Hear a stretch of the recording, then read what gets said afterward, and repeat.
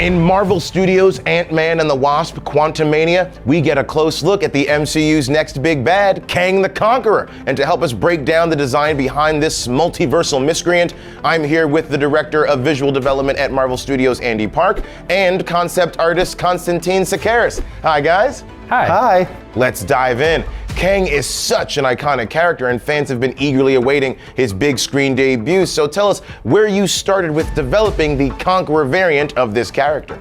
Whenever we're tackling any particular villain, when we're trying to translate comic into the MCU, we always do a deep dive into the comic books. Of course, starting off with Jack Kirby. Jack Kirby just had this design sense of just making characters look iconic, just very simple and bold. So this is our chance to come up with the classic look that we see from the comic.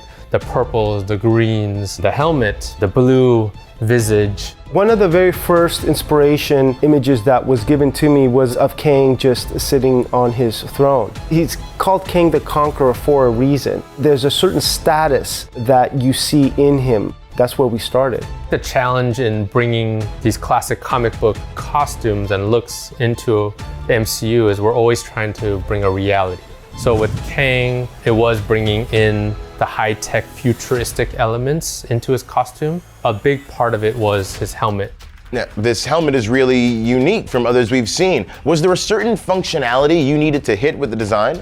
Whenever we design helmets, it's always such an important element to the costume, because at the end of the day, that's what we're looking at, right? In the original Jack Kirby design, he's got more of like a sort of like toaster square helmet. That started to become a little bit not as functional. We had played with adding a clear face shield that allowed then the actor to not have something on his face or cover up his face. It was very important for Peyton and the leadership of Marvel to not lose his performance. And even the question of, will his face be blue or will it just be Jonathan Majors? We explored both, everything from having blue lights emit from the sides of the helmet in towards the face, projecting and giving him a blue tinge, to more the high-tech elements of maybe kind of an energy shield that kind of conforms to the face, that gives him a blue look.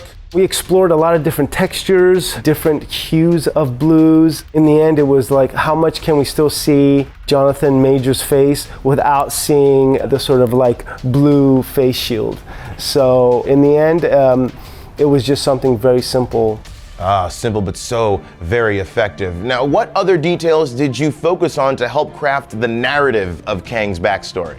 Yeah, the look that we're going for is more the Conqueror Kang. So he really has like this regal kind of quality to him with the cape, the robes that harken back to conquerors of the past in human history. But then we also wanted to infuse suggestions of this is a Kang from the future that has access and developed high weaponry, high sophisticated technology. Even the way we designed the cape is a little different than just a normal cape as it's segmented. So bringing the technology along with the kind of more grounded robe type of feel. He's got this motif on his face, these sort of like lines that is very iconic. And so in the fabrics, you see that a lot with some of these lines and textures that give strength to the character. Can you tell us more about the design decisions behind the lines on his face? In this respect, you have two sort of like vertical line designs, meaning he's got the scars on his face, and then when you do see him with a sort of like blue face guard, you've got tech lines. A lot of different kind of patterning was done by the different artists.